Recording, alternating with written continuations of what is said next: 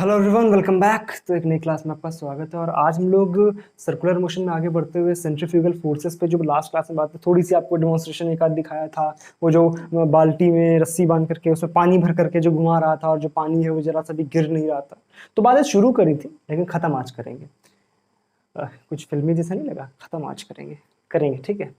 तो centrifugal force की थोड़ी थोड़ी सी आज इंट्रोडक्शन देना है। बेसिकली लास्ट क्लास में हम लोगों ने देखा था कि सर्कुलर मोशन एक्चुअल में क्या है, क्या क्या फोर्सेस इसके लिए जरूरी होते हैं, क्या एक्सेलरेशन, जो सेंट्रीपिटल एक्सेलरेशन की बात करी थी, दैट इज द इंपॉर्टेंट या necessary acceleration for the circular motion.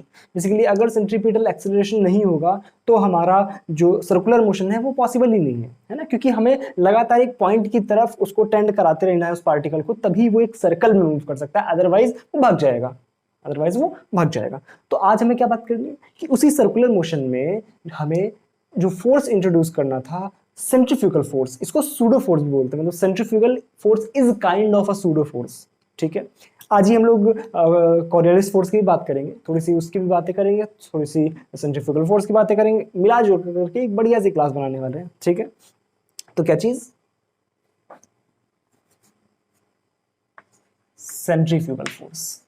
Centrifugal force. Centrifugal force क्या होता है समझते हैं बहुत ध्यान से। वास्तविकता में ये एक सूडो फोर्स है। वास्तविकता में ये एक सूडो फोर्स है। वास्तविकता में एक सूडो फोर्स है। ओके, सूडो फोर्स मतलब एक काल्पनिक फोर्स, मतलब एक छद्म फोर्स। मतलब सूडो फोर्स की हिंदी होती है छद्म बल। अगर हिंदी समझो तो बड़ा मजा आएगा। इसकी हिंदी होती है छद्म बल। और हिंदी में छद्म का जो सिंपल मीनिंग होता है, दैट इज काइंड ऑफ छलावा, दैट इज काइंड ऑफ धोखा, दैट इज काइंड ऑफ मतलब किसी को जो चीज नहीं है वो चीज इंट्रोड्यूस करना, मतलब छलावा की मतलब होता है समझ, बहरूपी जो काम करते थे, छलावा देने वाला, धोखा देने वाला, वही काम ये छद्म बल करता है। मतलब क्या है, वास्तविकता में ऐसा कोई फोर्स है ही नहीं। हम लोग अपनी परिस्थितियों के अनुसार से, भाई जब भी हम लोग सूडो फोर्स को इंट्रोड्यूस करते हैं तो सूडो फोर्स मैंने इंट्रोड्यूस किया हुआ है। किस तरह से इंट्रोड्यूस किया होता है याद करो, मैंने बस के एग्जांपल से शुरुआत करी थी कि मान लो हमारे पास एक बस है, अपन बस में बैठ करके जा रहे हैं और सडनली बस में ब्रेक लगता है। सडनली बस में ब्रेक लगता है तो हम लोग आगे की तरफ झुक जाते हैं। देखा ना कि मान लो ये हमारे पास बस है ना, ये बस है हमारे पास और ये अपन बैठ करके जा रहे हो, और बस में सडनली मान लो इधर की तरफ जा रही थी और बस सडनली रुक जाती है, मतलब स्टॉप्स, है ना। तो क्या हम पीछे की तरफ एकदम से हो जाते हैं, है ना? सॉरी, बस सडनली रुक जाती है, तुम लोग क्या आगे की तरफ हो जाते हैं? जैसे ही ब्रेक लगा तुरंत आगे चले गए। ऐसा क्यों होता है? बात करी थी सूडो फोर्स, मतलब काइंड ऑफ यहाँ पे कोई फोर्स नहीं था वास्तविकता में। अगर आप देखो भाई, आप बाहर से खड़े होकर के देखो तो आपको बात थोड़ी थोड़ी समझ आएगी कि ये बेसिकली हो क्या रहा है कि जब ड्राइवर यहाँ से ब्रेक लगाता है तो इस पे थोड़ा सा ब्रेक का मतलब क्या है, पीछे की तरफ फोर्स, और जब पीछे की तरफ फोर्स लगता है तो ये पीछे की तरफ चला जाता है। लेकिन अगर आप इसके अंदर बैठो, भाई हमने बाहर से देखा तो हमें चीजें समझ आ रही थी, लेकिन आप अंदर बैठ करके देखो तो इसमें फोर्स कौन लगा रहा है, ये पीछे की तरफ क्यों गया, आप सवाल उठा सकते हो। तो ये समझने के लिए कि पीछे क्यों गया, हम लोग एक फोर्स को जो इंट्रोड्यूस करते हैं, that is the pseudo force.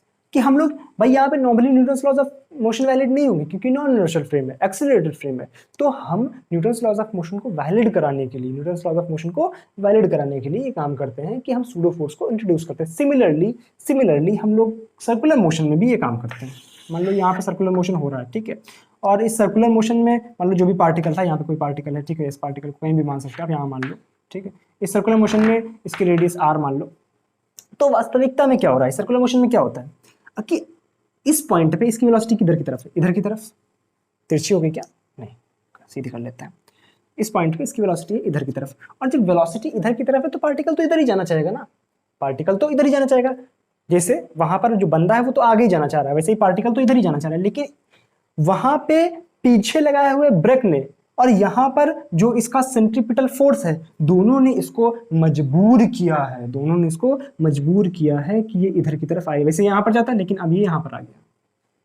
तो इनर्शिया क्या कर रहा है, उसको पीछे रखना चाह रहा है। इनर्शिया क्या है, उसको पीछे रखना चाह रहा है। वही काम यहां पर है, इनर्शिया क्या है, उसको पीछे रखना चाह रहा है, लेकिन फोर्स से वो आगे जा रहा है। क्या बात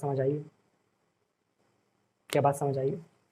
तो वास्तविकता में कि इनर्शिया क्या कर रहा है कि उसको पीछे रखना चाह रहा है, इनर्शिया उस पर पीछे की तरफ एक तरह से फोर्स लग रहा है, वो इसकी इनर्शिया की वजह से, कोई रियल फोर्स नहीं लग रहा है, वो चूंकि वहां पर था तो जाहिर सी बात है कोशिश करेगा कि मैं वहीं पर रहूं, तो इस तरह से पीछे की तरफ फोर्स लगेगा। तो वो जो पीछे की तरफ लगने वाला फोर्स है that is called centrifugal force, that is called centrifugal force, centrifugal force, centrifugal force, this is the pseudo force which we are talking about. क्या बात समझ आई कि सेंट्रीफ्यूगल फोर्स वो सूडो फोर्स है, सेंट्रीफ्यूगल फोर्स वो pseudo force है जो कि उस पार्टिकल पर सर्कुलर मोशन की वजह से पीछे लग रहा है, उसकी एनर्जी की वजह से, नथिंग एल्स।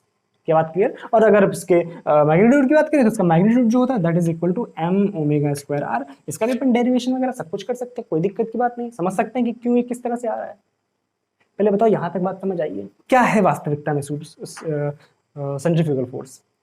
सेंट्रीपिटल वो रियल फोर्स है जो उसको अंदर की तरफ टेंड कर रहा है, लेकिन सेंट्रीफ्यूगल वो सूडो फोर्स है जो उस पर इनर्शिया की वजह से पीछे लग रहा है। जैसे यहां पर इनर्शिया की वजह से था कि वो आगे की तरफ मुंडी उसकी चली गई थी, उसका जो बॉडी है वो पीछे नहीं पा रही है, चिपकी हुई है वो किसी चीज से, तो वो पीछे रह गई, लेकिन चूंकि जो सर था वो मोशन में था, तो इनर्शिया उसको कब तक रोकेगा? तुम कब तक मुझको रोकोगे? बात क्लियर है? कोई डाउट? अगर कोई डाउट है तो नीचे कमेंट सेक्शन में लिखो, ठीक है। हम सेंट्रीफ्यूगल फोर्स की जब भी बातें करते हैं तो मतलब तब ये बातें होती हैं जबकि जहां से हम मतलब नॉर्मली क्या हुआ कि एक पार्टिकल है जो कि सर्कुलर मोशन कर रहा है, ठीक है, और जो फ्रेम है भाई नॉन इनर्शियल फ्रेम, एक्चुअल में क्या है कि एक होता है ग्राउंड फ्रेम, ठीक, एक होता है ग्राउंड फ्रेम और एक होता है फ्रेम जिसमें कि सारे काम हो रहे होते हैं, लाइक जैसे सर्कुलर मोशन का काम है, ठीक है। तो ये क्या है यहाँ पे मान लो पॉइंट है जिसके अबाउट सर्कुलर मोशन हो रहा है, ठीक है। तो चूंकि ये वो फ्रेम है जो कि नॉन इनर्शियल फ्रेम है, जहां से हम अगर बैठ के देखेंगे तो हम सेंट्रीफ्यूगल फोर्स को इमेजिन कर पाएंगे, ठीक है, बात समझ आ रही है। और ये वो फ्रेम है जो कि ग्राउंड फ्रेम है, बात क्लियर है? ओके। अब दो केस यहाँ पे पॉसिबल हो सकते हैं।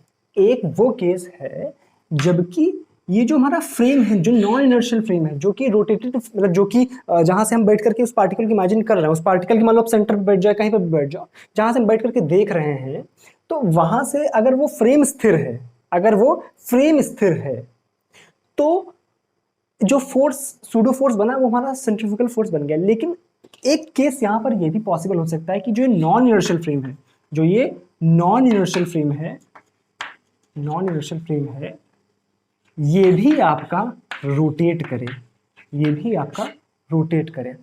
एग्जाम्पल मैं आपको देता हूं किस तरह से इमेजिन होगा, समझो मेरी बात को ध्यान से।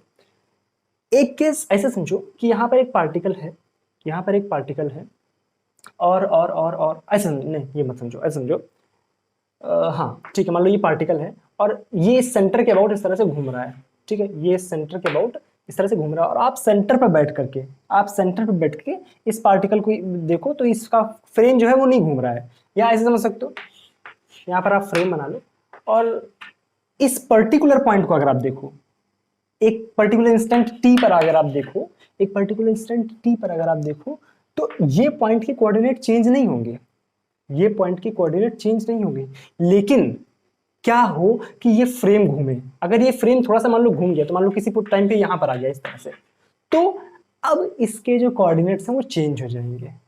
क्यों? कि फ्रेम ही हमारा चेंज हो गया है। अब ऐसे से वो ऐसा हो गया है, तो क्या फ्रेम के कोऑर्डिनेट चेंज नहीं, इस पॉइंट के कोऑर्डिनेट चेंज नहीं होंगे? ऑब्वियस सी बात है चेंज हो जाएंगे, और जब पॉइंट्स चेंज हो जाएंगे तो उसकी थोड़ी सी चीजें भी बदल जाती हैं।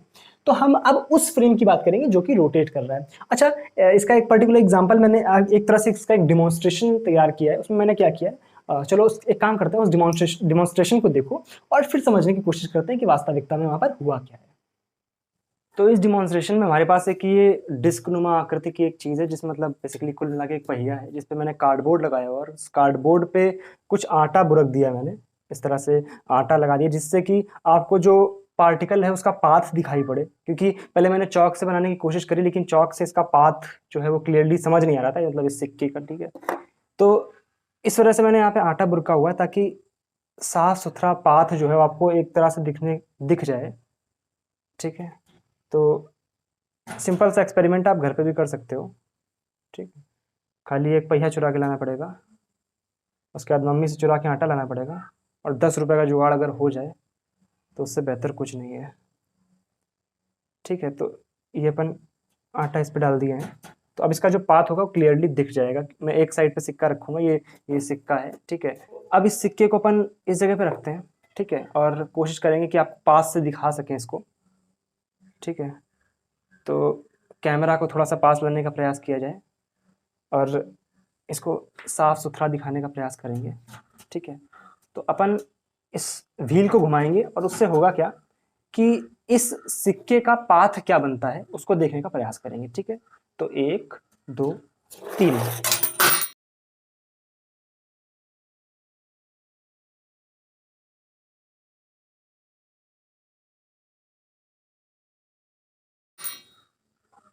मैं भी थोड़ा सा आटा मैं हो चुका हूँ, लेकिन पाथ अगर आपको दिखाया जाए तो कुछ इस तरह से आपको जाता हुआ दिखेगा। मैंने इस पेचकस से मैं आपको दिखाता हूँ कि इस तरह से ये जो है, इस तरह से इसका जो सिक्का चला था वो इस तरह से, मैं आपको एरो की सहायता से भी दिखाने का प्रयास करूंगा। आपको सिर्फ नोटिस क्या करना है कि जब सिक्का मैंने यहाँ पर रखा था, और पहली बात तो ये कि जब वो बाहर की तरफ मैंने इस तरह से घुमाया तो वो अभी धीरे, देखो जैसे जैसे तेज होता है तो बाहर की तरफ जाता है। कुल मिला के सिक्का जो है सीधी दिशा में नहीं गया, वो एक कर्व्ड पाथ में गया है। इस कर्व्ड पाथ में जाने का रीजन क्या है उसको समझना आज की हमारी क्लास का काम है, ठीक है। तो चलो चलते हैं बोर्ड की तरफ। तो आई होप आपने डिमॉन्स्ट्रेशन देखा, आपको समझ आया कि हमने वहां पर किया क्या है। एक्चुअल में मैंने वहां पर क्या लिया है, एक पहिया है, नॉर्मल साइकिल व्हील है, ठीक है, इस तरह का साइकिल व्हील है। उसके ऊपर मैंने कार्डबोर्ड लगा दिया, तो कुल मिलाकर के वो एक फ्रेम इस तरह का बन गया जिसपे हम लोग कुछ क्रियाविधि कर सकें, ठीक है। और फिर मैंने उस पर थोड़ा सा आटा डाल दिया जिससे कि हम उसका पाथ देख सके, और मैंने उस पर एक सिक्का रखा, और जैसे ही मैंने उस व्हील को घुमाया, अब जैसे ही मैंने उस व्हील को घुमाया तो सिक्का वहां से हिला, सिक्का वहां से चला, और उसका पाथ कुछ अजीबोगरीब पाथ आया। वो पाथ कुछ इस तरह का आया, अगर आप उसको अपर व्यू में देखो तो उसका पाथ कुछ इस तरह से गया, उसका पाथ कुछ इस तरह से हुआ। बात समझ आ रही थी ना? इस केस में आप व्हील को एज अ रोटेटेड फ्रेम देखो और उस सिक्के को एज अ रोटेटिंग पार्टिकल के फॉर्म में देखो। मतलब ये वो सिक्का है और ये वो व्हील है, मतलब ये जो फ्रेम है ये वो व्हील है, और ये जो सिक्का है वो सर्कुलर मोशन कर रहा है। तो अब चूंकि सिक्का रोटेटेड फ्रेम में है, साथ में वो भी सर्कुलर मोशन कर रहा है सिक्का भी, लेकिन चूंकि अब उस पर जो अंदर की तरफ फोर्स लगना चाहिए, जैसे हमने उसको फ्री छोड़ा, जैसे हमने उसको फ्री छोड़ा तो वास्तविकता में क्या हुआ, उस पर कुछ इस तरह का फोर्स लगा जिसने उसका पाथ चेंज किया। वो फोर्स क्या क्या थे उसको समझते हैं। वहां पे दो तरह के हमारे पास सूडो फोर्सेस काम करते हैं। नॉर्मली अगर जो फ्रेम है वो रोटेट ना कर रहा होता, सिर्फ सिक्का रोटेट करता, तो उस पर एक तरह का सूडो फोर्स लगता है, that is called centrifugal force. लेकिन चूंकि वहां पर फ्रेम भी रोटेट कर रहा है, इस वजह से उस सिक्के पर दो सूडो फोर्स लगेंगे, और उन दोनों सूडो फोर्सेस के नाम है, एक है हमारे पास सेंट्रीफ्यूगल फोर्स जिसको हमने अभी सीखा, सेंट्रीफ्यूगल फोर्स, और दूसरा है हमारे पास कॉरियोलिस फोर्स, चीज कॉरियोलिस फोर्स। सेंट्रीफ्यूगल फोर्स और कोरियोलिस फोर्स। कोरियोलिस फोर्स क्या कर रहा है, उस पार्ट, पहले सेंट्रीफ्यूगल फोर्स ने क्या किया, उसको बाहर की तरफ फोर्स लगाया। सेंट्रीफ्यूगल फोर्स क्या करता है, बाहर की तरफ फोर्स लगा रहा है, और कोरियल रियल नहीं है, सूडो फोर्स है, ध्यान रखना। और कोरियोलिस फोर्स क्या कर रहा है, उसकी वेलोसिटी के परपेंडिकुलर डायरेक्शन में फोर्स लगा रहा है।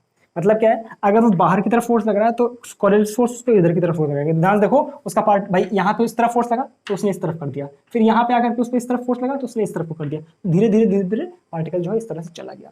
तो this is called the combined Coriolis force और सेंट्रीफ्यूगल फोर्स का कंबाइंड एक डिमॉन्स्ट्रेशन जो कि आपने देखा। वहां पे क्या हो रहा है कि कोरियोलिस फोर्स और हमारा सेंट्रीफ्यूगल फोर्स दोनों एक साथ काम कर रहे हैं। इसके अपन एक्सप्रेशंस वगैरह भी निकाल सकते हैं, बहुत इजीली निकाल सकते हैं। थोड़ी सी बोर्ड पे जगह बनाते हैं और इनके एक्सप्रेशन निकालते हैं। मान लो हमने क्या किया, मान लो हमारे पास एक फ्रेम है,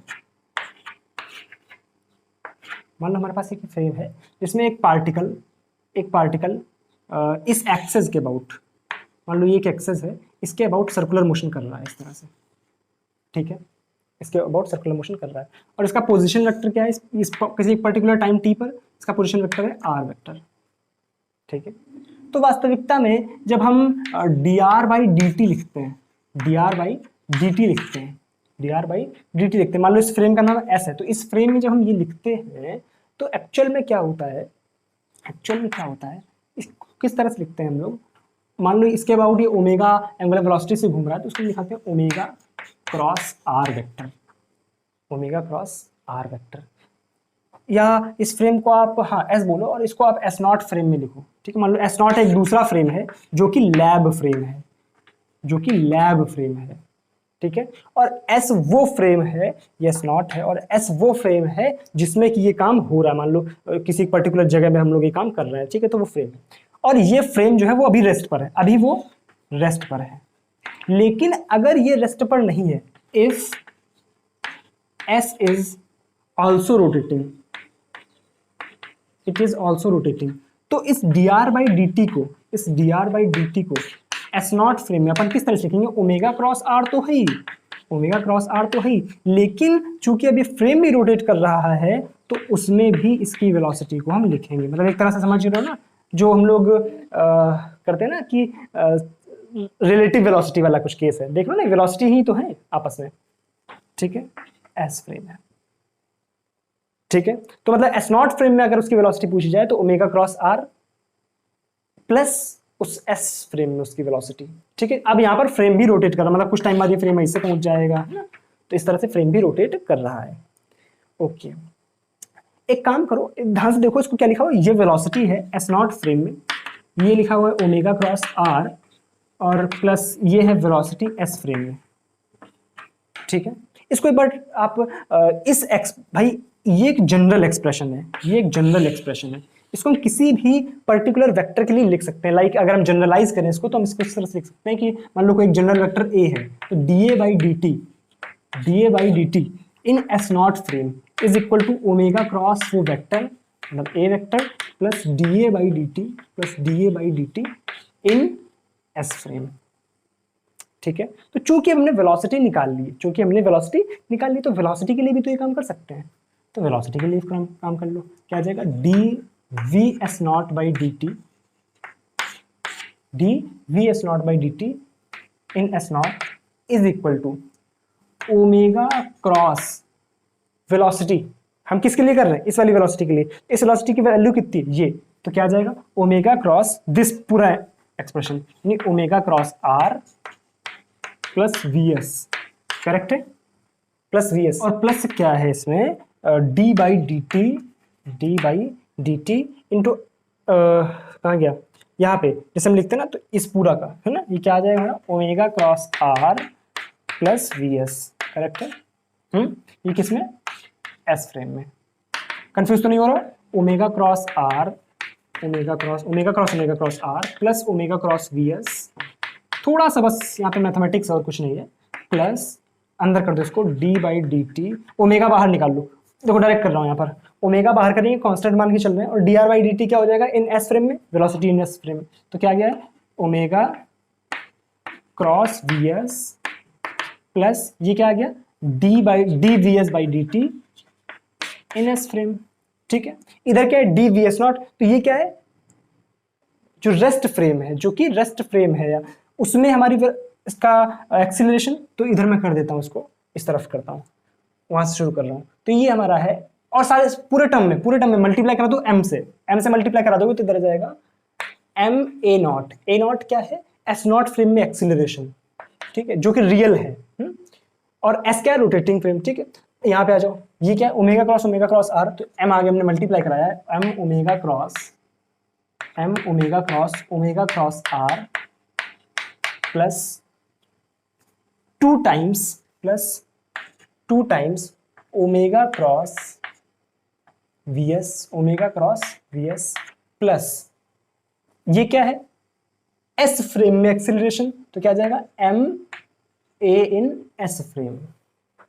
वास्तविकता में हमको कौन सा फोर्स चाहिए, जो कि एस फ्रेम में, क्योंकि हम सूडो फोर्सेस का एनालिसिस कहां से करते हैं, जो कि रोटेटिंग फ्रेम होगा, जो कि हमारा नॉन इनर्शियल फ्रेम होगा, तो हमें इसकी वैल्यू चाहिए, तो ये क्या हमारे पास एम ए, यही तो है टोटल मास इनटू एक्सीलरेशन, तो किसके बराबर आ जाएगा, मास इनटू एक्सीलरेशन इन एस नॉट फ्रेम। तो ये है वो सारे रियल फोर्सेस, जब भी हम रेस्ट फ्रेम से खड़े होकर के देखते हैं तो जो फोर्सेस होते हैं वो रियल फोर्सेस होते हैं। तो ये हमारे क्या है, एफ रियल फोर्सेस है ना, या F net forces, F real F net सारे नेट यही है, माइनस दिस टर्म, तो ये क्या है, M omega cross R minus 2 into omega cross V S, M भी है, ठीक है, एम भी है यहाँ पर, minus 2 M omega cross V S. This is centrifugal force, this is centrifugal force and this is Coriolis force, Coriolis force. बात clear कि उस नेट फोर्स में से जब हम मतलब जब भी हम उस फ्रेम में जाकर के बात करेंगे तो हमें इन फोर्सेस से भी डील करना पड़ेगा। ये कौन कौन से फोर्सेस है, सेंट्रीफ्यूगल फोर्स और कोरियोलिस फोर्स, सेंट्रीफ्यूगल फोर्स और कोरियोलिस फोर्स, ठीक है। तो आज की क्लास में इस जगह पर आकर के हम लोग रोक रहे हैं कि हमने दो फोर्सेस के बारे में देख लिया है, कौन कौन से, सेंट्रीफ्यूगल फोर्स और कोरियोलिस फोर्स। इनके मैथमेटिकल एक्सप्रेशन हमारे पास निकल आए हैं, क्या इसका फिजिकल सिग्निफिकेंस है ये निकल आया है, और इनके अब अगली क्लास में हम लोग इनके जो न्यूमेरिकल्स हैं, जो क्वेश्चंस बन सकते हैं इन पर, किस तरह से इनको प्रैक्टिकली समझेंगे, किस तरह से इनका मैग्नीट्यूड निकल कर देखा है, इसको समझेंगे, ठीक है। तो आज मुझे थोड़ा सा जल्दी क्लास को खत्म करना पड़ रहा है, ठीक है, कुछ इमरजेंसी है, तो अब मिलेंगे अगली क्लास में, ठीक है। एक तो गर्मी बहुत ज़्यादा है, तो इस चक्कर में जो सारा जो सेटअप है वो इतना हीट कर जाता है कि चीज़ें रिकॉर्ड सही से नहीं हो पाती। इस तरह से मैं क्लास को थोड़ा सा जल्दी खत्म कर रहा हूँ, ठीक है। तो चलो मैं अगली क्लास में, तब तक के लिए thank you so much, bye bye.